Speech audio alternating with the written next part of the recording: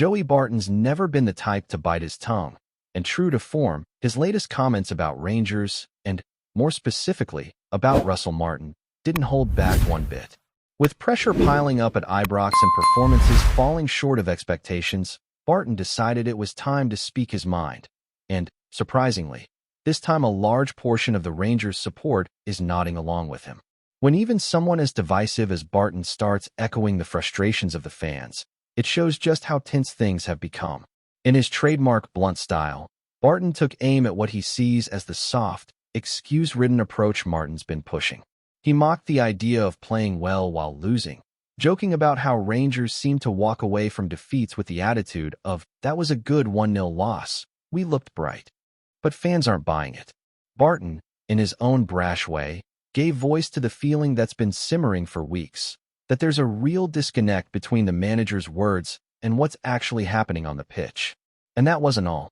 Barton pulled no punches when he questioned Martin's suitability for a club like Rangers. He compared the Light Blues to Manchester United, not in terms of form, but in stature. In Barton's eyes, Rangers, like United, aren't just football clubs. They're institutions, symbols of identity, history, and pride. And with that comes an expectation. You don't just manage Rangers, you represent something bigger. Barton reckons Martin doesn't understand that. He's not one of their own, and that's where the problem starts. The fans want someone who gets it. Someone who breathes the club's values, not someone who shrugs off bad results with post-match jargon. That comparison might sting, but it cuts to the core of what many Jers supporters feel. They're not seeing the grit, the fight, the identity they expect from a Rangers team. And when the man in charge seems more focused on controlling the narrative than fixing the football, people start to lose faith. It's not just words from Barton that are sparking debate, though. The club's recruitment strategy, which was supposed to usher in a new era of smart, data-driven signings, is starting to look shaky, and Clinton Niala is a prime example. The French defender came in from AC Milan's youth system with a modest price tag and a lot of promise. For a moment, it looked like he might be one of the success stories. He was thrown in during a defensive crisis and managed to hold his own, especially in matches against St. Johnstone and Aberdeen. Calm on the ball, left-footed, a rare profile in the squad. But his rise was short-lived. Not long after, Niala found himself training with the reserves, lumped in with players on the fringes like Ridvan Yilmaz and Jose Cifuentes. And while the club splashed out on more defenders, many of whom haven't shown much, Niala was pushed to the side. He didn't disappear quietly either, posting "still here" on Instagram, a defiant message from a player who clearly felt he hadn't been given a fair shake. That decision to overlook him feels even stranger when you look at the options Rangers have tried since. Emmanuel Fernandez came in from Peterborough. Derek Cornelius arrived on loan from Marseille. Both have barely played. Meanwhile, John Souter remains the only real constant in the back line, and his contract's ticking down. With uncertainty all over the defense, the question becomes, was it really wise to freeze out a young, low-cost player like Niala, especially one who'd already shown glimpses of being up to the task? It's not just at center back where the planning seems off. On the left, Jayden McGowan's impressed in a tucked-in role, but he's now the only recognized left back in the squad. Jeff Day, Ridvan and Robbie Fraser are all gone. With no real depth behind McGowan, fans have every right to ask why Niala hasn't even been considered as cover, especially when clubs like Westerlo and Dynamo Kiev were sniffing around and the club chose to keep him. The decision, we're told, followed an honest conversation with Martin. That may well be true. Managers have preferences. But in a summer where Rangers spent nearly £20 million and added several new faces, how many of them have genuinely improved the team? Niala's continued exile, despite his affordability and potential, raises tough questions about what the recruitment plan really is and whether it's being followed through with consistency or clarity. Up front, there's a similar pattern. Shamel, the striker signed for £10 million from Everton, is still being referred to as a project. Cornelius is a loanee. Fernandez has yet to stake a claim. It's telling that the players carrying the team this season are all holdovers from previous regimes: Butland, Tavernier, Souter, and Raskin. These are the lads stepping up, not the big summer signings. And in that context, Niala's absence looks even more baffling. To his credit, When Niala was thrown in during the Europa League clash against Athletic Club, he didn't look overwhelmed. He held his own. That should have earned him more minutes, if not as a starter, at least as a reliable squad option. Instead, he's watching on while others struggle to make an impact. While all of this plays out behind the scenes, Martin continues to front up in press conferences, insisting he's not affected by the pressure. He says he understands the criticism, but one moment clearly hit a nerve when he talked about seeing kids in the stands giving him abuse and sticking up their middle fingers. That, he said, saddened him, not for himself, but for what it represents. In his mind, it's part of a cycle, frustration passed down from parent to child, and a reflection of how far things have gone. He also made a point of highlighting the unity inside the camp. The staff, the players, the medical team, all sticking together, celebrating even the narrowest of wins as a group. He wants to protect that energy, and you can sense he's clinging to it as the storm rages outside. But at a club like Rangers, harmony behind the scenes isn't enough. The only currency that matters is winning football matches. And even when they do win, like in that last-gasp victory over Livingston, the fans aren't celebrating with joy. They're turning straight back to the dugout, reminding Martin that one goal doesn't change the bigger picture. It's not hard to see why tensions are boiling over. Rangers haven't won the league. They're in danger of missing out on Europe again. The Champions League is slipping out of reach. And for all the talk of process and patience, there's little evidence on the pitch to back it up. So when Joey Barton, the man who's usually booed more than backed, starts getting support from the Ibrox faithful, it's a sign that the fans have had enough of excuses, enough of empty pressers and false dawns. Barton might have delivered his message with a smirk and in a dodgy Scottish accent, but what he said hit home, because it wasn't just noise. It was the raw frustration of a fan base that feels unheard, and that's now finding its voice in some very unlikely places. Clinton Niala's story at Rangers isn't just about one player trying to find his place. It's become a symbol of a wider problem that's creeping into the club's rebuild. When he arrived from AC Milan's youth ranks, most fans didn't expect a superstar overnight. But there was hope. Hope that he could be part of a smarter, more strategic approach to recruitment. One that focused on potential, value for money, and long-term development. But what's unfolded since tells a different tale, one of mixed messages, missed opportunities, and a manager who seems unsure of what he really wants from his squad. Niala's early promise wasn't just a fluke. He showed enough composure and maturity in those opening games to suggest he could grow into a solid option, especially as a left-sided center back, a rare profile at Ibrox for years now. He held his own during tough fixtures, didn't shy away from physical battles, and looked far from overwhelmed. That should have been a foundation to build on. But instead of being nurtured, his progress was cut short. Russell Martin seemed to decide, very early on, that he wasn't part of the plan. And from that point, Niala was cast aside, training with players who were effectively already out the door. Now, it's one thing to phase out a player who isn't performing, but Niala never really got the chance to prove whether he could hold his place. And when you're spending millions on other defenders who can't even make the bench, while a capable, low-cost option is gathering dust, it raises serious questions. Was the plan ever really about development? Or was it just a buzzword used to cover up scattergun recruitment? The frustration isn't just coming from fans who want to see academy or young signings succeed. It's also a matter of logic.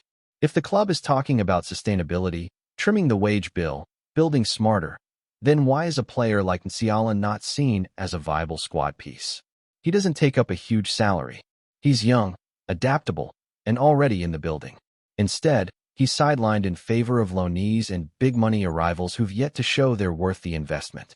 And what makes this all more puzzling is the lack of clear communication. Martin has spoken about honest conversations with certain players, but that doesn't explain why someone like Niala, who stepped up when called upon and didn't embarrass himself, has been completely frozen out. The "still here" message on Instagram wasn't just about frustration. It was about confusion, a public reminder that he hasn't disappeared, and maybe a challenge to those making decisions to reconsider what they're throwing away. You could argue it's all just part of the rebuild. Not every gamble pays off. Not every player fits the system.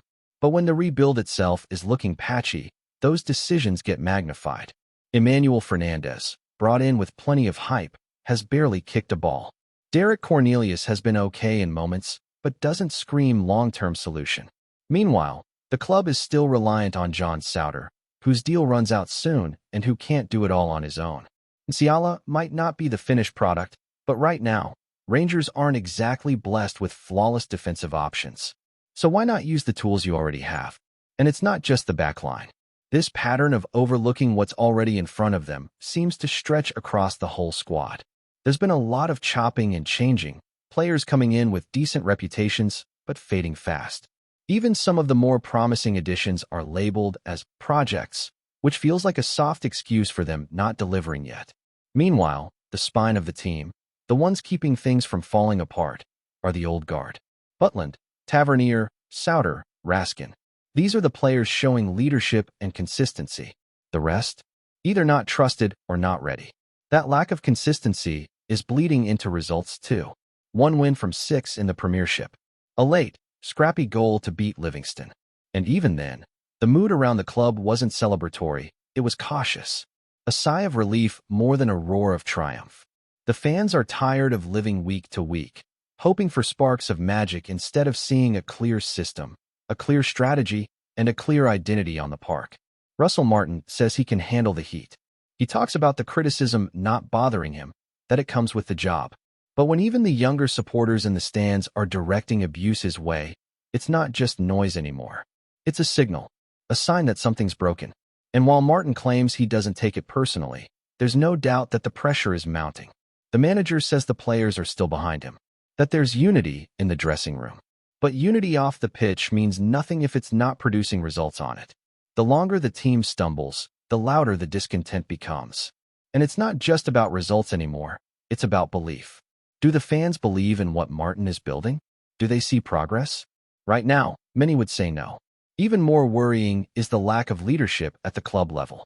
The owners, the sporting directors, the recruitment staff, they all backed this new model. They were supposed to bring clarity, modern thinking, and a better balance to the squad. But what we're seeing is a mismatch of ideas and priorities. Players signed on potential who don't play. Others, like Niala, who show promise but are ignored. And all the while, performances on the pitch remain inconsistent at best. Martin says he needs time, that this kind of transformation doesn't happen overnight. Fair enough. But Rangers isn't a mid-table side where patience is a luxury. It's a club with expectations, pressure, and history. The fans don't want to hear about processes, they want to see results. And when results don't come, the excuses were thin fast. To be fair to Martin, he hasn't thrown his players under the bus. He's taken the flak and kept his tone calm.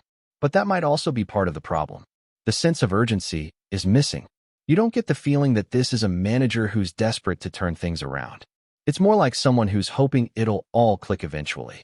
But football at this level doesn't wait for maybes. It demands action, direction, and above all, clarity. Before we continue, make sure to subscribe to our channel and turn on notifications to get all the exclusive news about Rangers FC. Don't overlook any details about your beloved team. It's crucial for Rangers FC fans.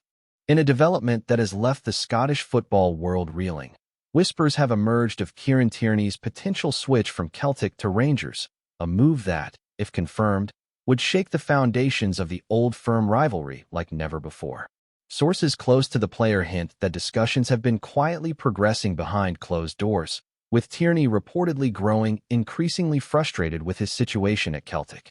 The suggestion that he could don the navy blue of Rangers has sent shockwaves through both fan bases, sparking heated debates across pubs, social media, and sports forums alike. Fans of Celtic are said to be in disbelief, with many struggling to come to terms with the idea of one of their own crossing the city divide. Tierney, a player synonymous with Celtic's recent successes and a symbol of their defensive resilience, would represent an unprecedented coup for Rangers. The whispers suggest that Rangers are keen to capitalize on what could be a once-in-a-generation opportunity, offering Tierney a package and vision that Celtic seemingly cannot match. Insiders hint at late-night calls and secret meetings that have been ongoing for weeks, painting a picture of a transfer saga that could eclipse anything seen in Scottish football for decades. While no official announcements have been made, the rumor mills are running at full throttle. Some suggest Tierney's camp has been quietly exploring options, wary of the backlash, but drawn by the challenge and allure of wearing the blue shirt. The potential fallout is already being felt. Celtic supporters are bracing for a storm, while Rangers fans are buzzing with anticipation, imagining the day their new signing steps onto Ibrox turf. Football pundits are weighing in, with some describing the move as unthinkable, and others noting that modern football has seen stranger things. Whether this turns out to be mere speculation or a seismic reality, one thing is clear.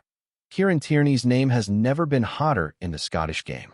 Should the deal go through, it would not only redefine the boundaries of Old Firm loyalty, but also set tongues wagging for years to come.